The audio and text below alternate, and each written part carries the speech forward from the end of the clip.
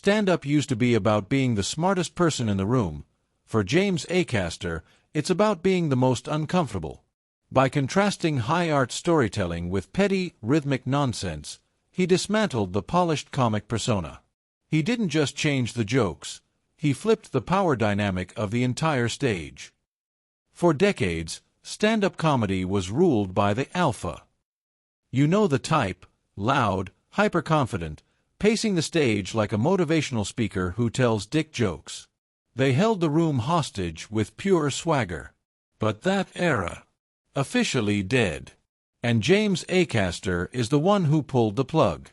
Acaster didn't just change the jokes, he flipped the entire power dynamic of the stage.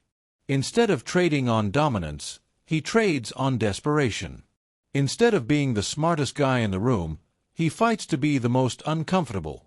He weaponized his own social awkwardness, wrapped it in petty, rhythmic nonsense, and turned a total psychological collapse into a high art form.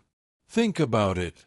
Why does a generation raised on internet absurdity find absolute truth in a lanky British man screaming about skydiving or shouting, "Ready for the nether"?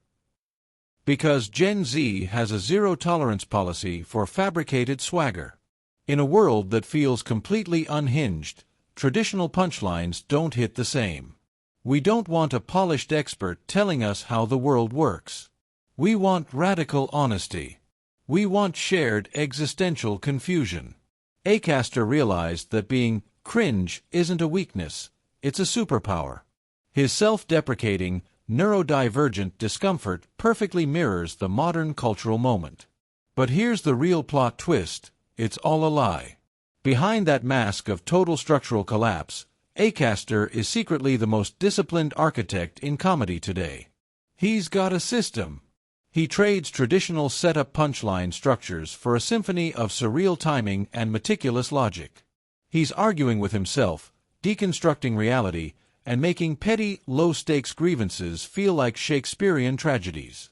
He proved that in 2026, you don't need to dominate an audience to win them over. You just have to be the person in the room most willing to fall apart. So, is the alpha comic gone for good? Let me know what you think in the comments.